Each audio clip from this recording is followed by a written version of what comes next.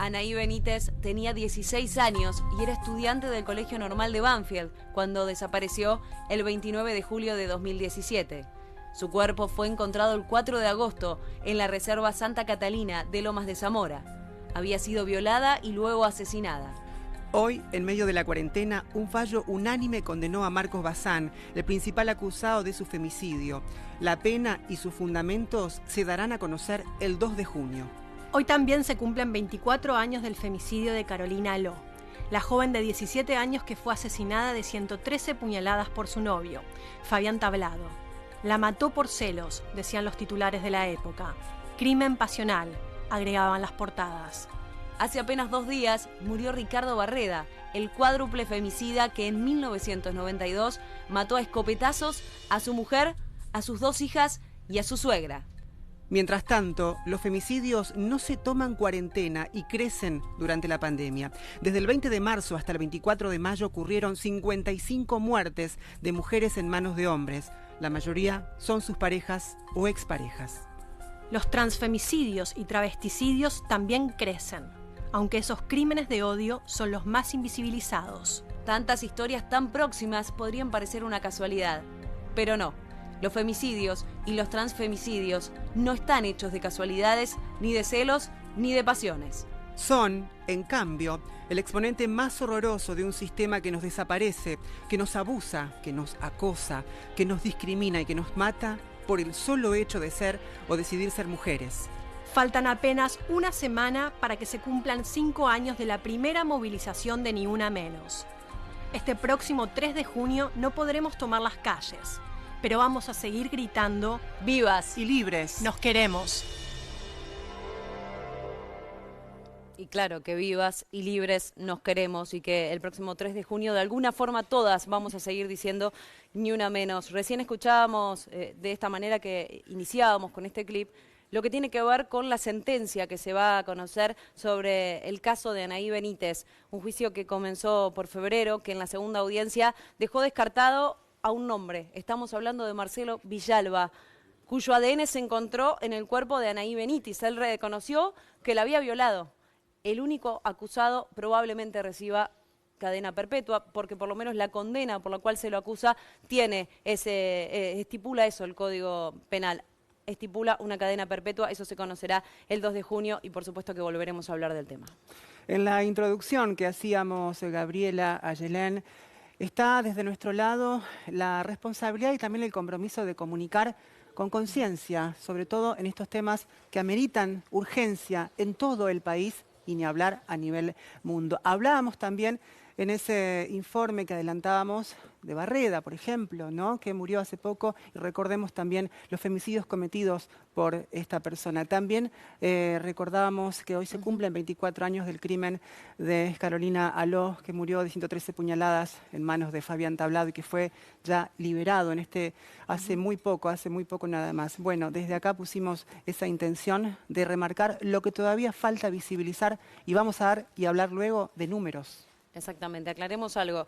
En el caso de Marcelo Villalba, una junta médica ha determinado que era psicótico, que no estaba en condiciones mentales de ser juzgado, por eso ha quedado a un lado y hay un solo, en principio, condenado, y vamos a escuchar el 2 de junio esa condena. Pero los femicidios no son solo argentinos, en el mundo también hay estadísticas. Y así es, vamos a ver cuáles son los efectos, las proyecciones de los efectos de la pandemia en la violencia de género a escala global.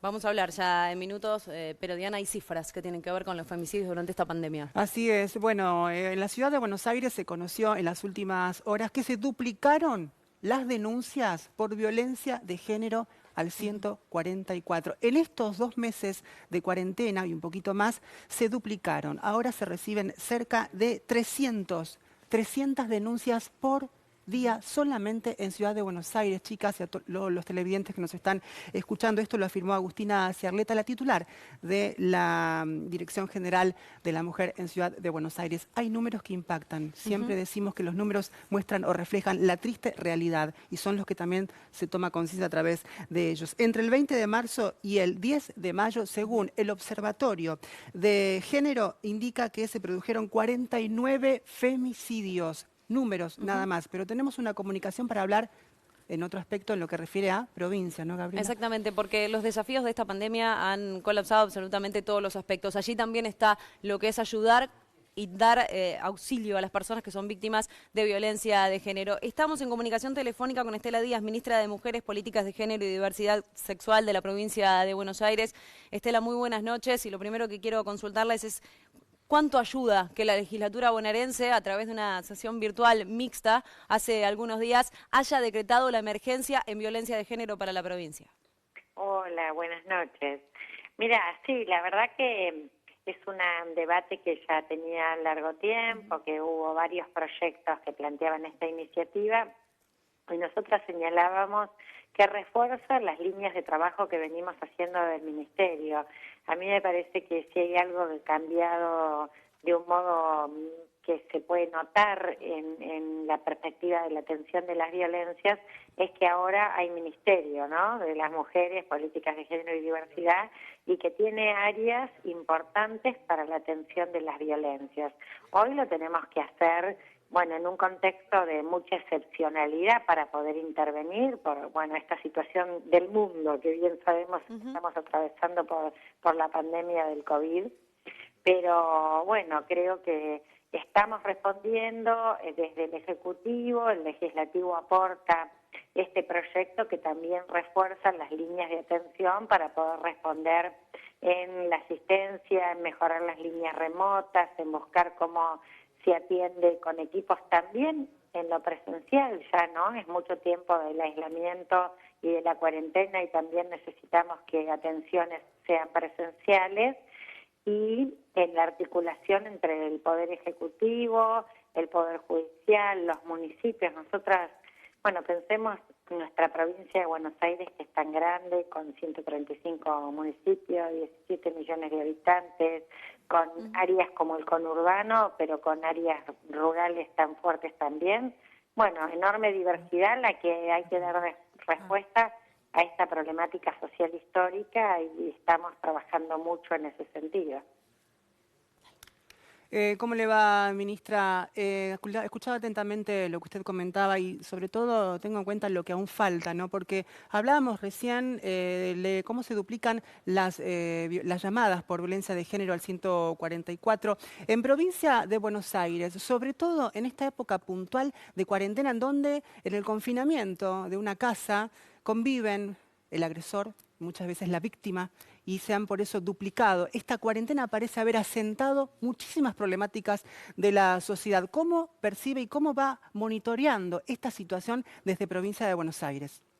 Bueno, mira, justamente nosotras enseguida pensamos, ¿no?, desde el Ministerio, cuando la medida fundamental para cuidarnos del COVID, ¿no?, era la cuarentena, era el aislamiento preventivo obligatorio, que ha demostrado además la importancia que tiene de haberse adelantado, de haberlo hecho con toda la premura necesaria para preparar el sistema de salud, para aplanar la curva de contagios. Bueno, pero nosotros sabíamos que en una de las formas de la violencia, que es la familiar, la doméstica, el aislamiento es algo que es favorable a quien agrede, ¿no?, porque eso le genera como las posibilidades de aislar a la víctima, que muchas veces lo tiene que hacer por la fuerza de la violencia, y en este caso se veía favorecido por este contexto que requería que estemos en las casas. A partir de eso, lo que vimos nosotras es que rápidamente necesitábamos reforzar las líneas de atención. Por eso no solo tenemos la línea telefónica 144, que es una línea nacional, pero que nosotras tenemos nuestra atención en la provincia de Buenos Aires, sino que le agregamos un WhatsApp, porque también allí vimos que es muy posible escribir un mensaje y hasta borrarlo después que lo escribimos para pedir ayuda, pero además si tenés el agresor cerca es mejor escribir, y además el WhatsApp recorre todos los sectores sociales, ¿no? Todos usamos en general ese medio de comunicación. Y también ha ido cambiando, ¿no?, en este tiempo, fue mutando, así como nos pasa que en el tema de la pandemia debemos estar todo el tiempo revisando las decisiones que se van tomando tanto en la nación como en la provincia, en los municipios, también en la violencia de género. Y al principio, bueno, nadie salía, se quedaba más en la casa, esperaba las situaciones, había temor, no estaba claro que se podía salir si había que denunciar violencia. Y bueno, y eso ya ahora empieza también a cambiar, ¿no? Claro. Hay muchas situaciones a donde se empieza a salir, las mujeres a la noche, a veces nos pasa o a la madrugada, salen con sus hijos de la casa, piden ayuda, las comisarías están obligadas y toman las denuncias, y nosotros tenemos equipos que atienden las 24 horas del día, que articulan con el municipio, con la fiscalía de turno, con todos los organismos que intervienen como para resguardar a quien sufre violencia, aislar al violento, contribuir a que se tomen las medidas de protección, así que trabajando mucho en ese sentido. Por eso nosotros animamos a las personas que sufren violencia que lo digan, que pidan ayuda, que se las atiende, ¿no? Es muy importante. Ministra, muchas gracias por estos minutos con Televisión Pública Noticias y, por supuesto, llevar más claridad sobre este tema de violencia de género. Buenas noches. Buenas noches, muchas gracias.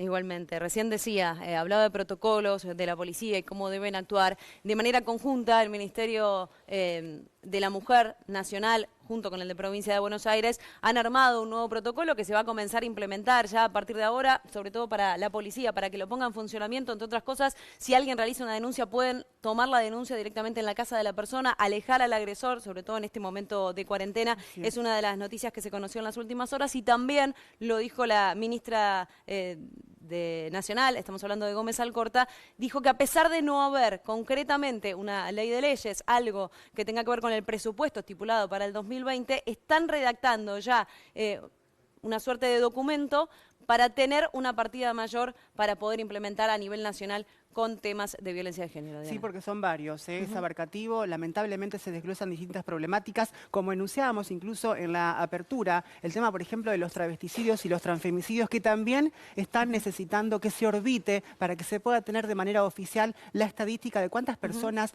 mueren. Por ejemplo, a lo que va del 2020, 33 personas trans ya han muerto en nuestro país. De esas 33 muertes por diferentes motivos, hay 2 asesinatos. Eso es un número más que también lo estamos aquí dando. Bueno, y por otro lado, ¿cómo se traslada esta problemática a Yelén? Hablábamos de números recién. ¿Qué pasa a nivel mundo? Es interesante porque es una problemática que claramente es global y afecta a todas las mujeres y a las niñas y adolescentes también. Y en este caso hay datos comparativos a escala global el UNFPA, que es el Fondo de Población de las Naciones Unidas, que hicieron una investigación sobre las proyecciones que podríamos tener en este 2020 de cantidad de nuevos casos de femicidios, y ahí vemos las cifras, serían 15 millones de nuevos casos de mujeres afectadas por la violencia de género intrafamiliar, puertas adentro de su casa. En este caso sería un incremento para el 2020 del 20% comparado con el año pasado. Es altísimo si vemos esa cifra y claramente tiene que ver con esto de, bueno, convivir con el propio, con el violento, puertas adentro de tu casa, y ahí se ven los efectos. Estos números que estamos viendo ahí es si el aislamiento dura 6 meses. Ahora, si el aislamiento dura 6 meses, este es el aislamiento si dura 3 meses, si dura 6, la cifra se dispara, es altísima y pasaría a ser de 31 mujeres víctimas de la violencia de género. Es realmente como hablar de otra curva. Un número impactante, y esto va creciendo si la cifra, la cantidad de meses de aislamiento crece, ¿no? Y tenemos también otro de los datos que está relacionado con el tema del acceso de la planificación familiar y el acceso justamente a anticonceptivos. Esto también se podría haber afectado y podríamos tener, de vuelta, hablando de casos de países de ingresos bajos y medios, podríamos tener en 3 meses de aislamiento 600.000 embarazos no deseados, que esa cifra, bueno, y esa cifra, de vuelta, si vamos a 6 meses de aislamiento, estaríamos en 4 millones de embarazos no deseados, y esto también por la dificultad de las mujeres también acceder a anticonceptivos, porque algunas salitas de emergencia cierran, también porque las mujeres no se animan a ir porque están, o porque no pueden moverse, o porque están en una situación de precariedad donde temen acercarse a un hospital por miedo a que eso, que contraigan traigan Sí, con sí. el coronavirus, ¿no? Entonces digo, hay que estar muy atentos con las políticas que se puedan dar desde el gobierno y también desde el ámbito familiar, desde el ámbito doméstico, de las amistades también, de estar atentos a ver qué pasa con nuestro círculo más cercano para, en todo caso, ayudar ahí y dar una mano para alertar esto a tiempo. Acordate que si sos víctima de violencia de género, tenés medios de comunicación para poder denunciar. Una, la más importante, la línea 144. Permanentemente, las 24 horas, están dispuestos allí a brindarte información. También tenés el medio de WhatsApp, solamente tenés que escribir hola, 11 27 71 64 63, línea para poder escribir por WhatsApp si no podés llamar por teléfono. También tenés línea 144 @mingéneros.gov.ar para escribir por mail. Si no podés mandar un WhatsApp, no podés llamar por teléfono, es importante que sepas que también podés comunicarte a través de la línea de internet, a través del mail, y de esa manera te van a brindar ayuda. Lo más importante es que si sufrís violencia de género, denuncies. Seguimos con más información.